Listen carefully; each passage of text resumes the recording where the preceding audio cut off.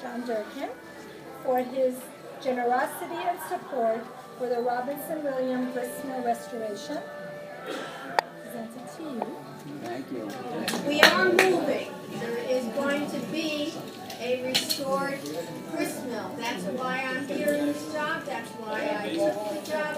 That's why I teamed with Craig to do this. I heard that's what he wanted to do. And I said, that sounds like it's worth my effort, and I'm here for it. So,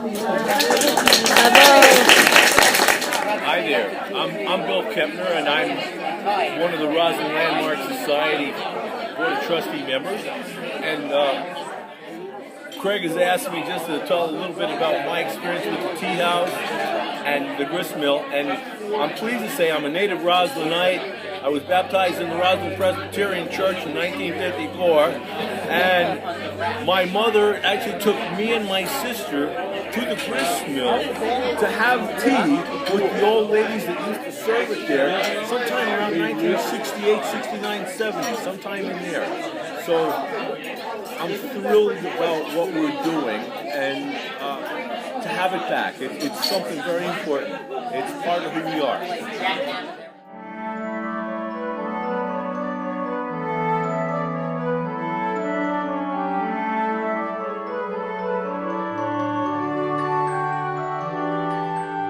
I've been on the Village Board of Trustees with John since before he was mayor, over 14 years ago, and he and I were friends well before that.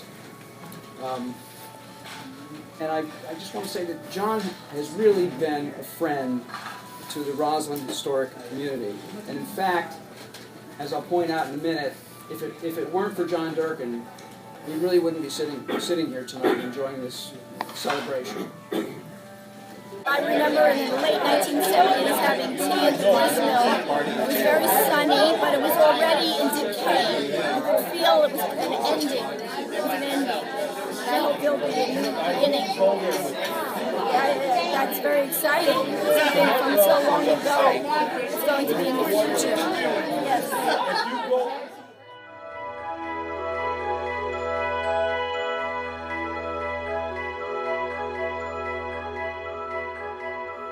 Just to digress and just discuss what we've been doing, the Roslyn Landmark Society was just completing the Mackay horse statue that's now sitting in the Gary Park right along Main Street. This project was built almost within budget and almost on time. But it was really a thoroughly and fulfilling and rewarding project. It was put together by a very competent team. With this project successfully under our belts, it was only natural that our next project to take on is the grist mill. I moved here in '64, and we would go very often to have the terrible food, little chicken pot pie, Welsh river at the grist mill. And I can't wait until we can grind up some grist again. I've been engaged with the Roslyn community now for almost 25 years. And it seems for all of that time, there's been a grist mill committee.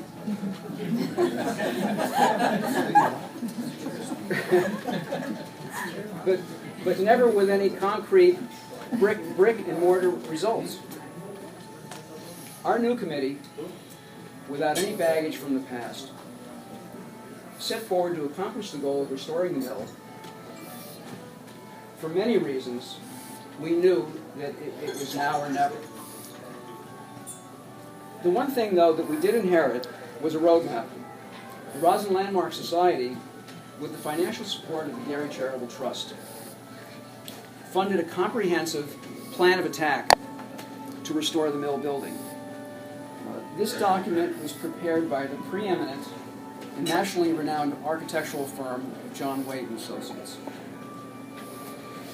We moved forward analytically, just as we had with the horse statue. We met once a month for 2 years.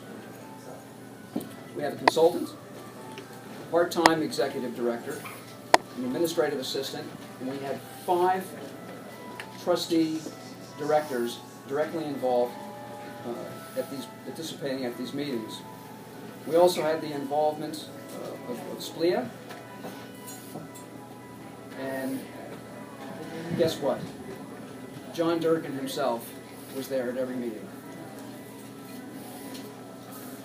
So, we've got the roadmap,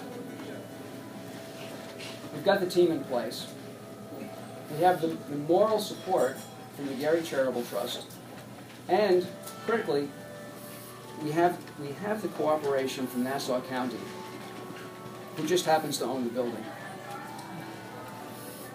So, all is good. What do we do now? Get money. Money. Money! So the focus of the committee now has been to raise money. Since we had the specification, we solicited a cost estimate and determined that the budget for the project of $1.8 million. I'll tell you my connection to the Grist Mill. John and I were engaged in December 1968, and I asked him if he would take me for lunch at the Grist Mill. And so we agreed.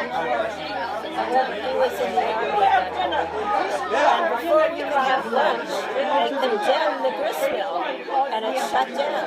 So, below these many decades, we've never had lunch at the Grist Mill. So maybe on our 50th wedding anniversary in 2019, we'll have lunch at the Grist Mill. And how did we get here? The Gary Charitable Trust has ponied up $500,000, or will be receiving, it's been approved, another grant, a New York State grant for another $500,000, $500,000, which is the largest state grant ever given for this kind of project. And as part of this transfer agreement, the Nassau County will deed the mill to the village with a check for $250,000.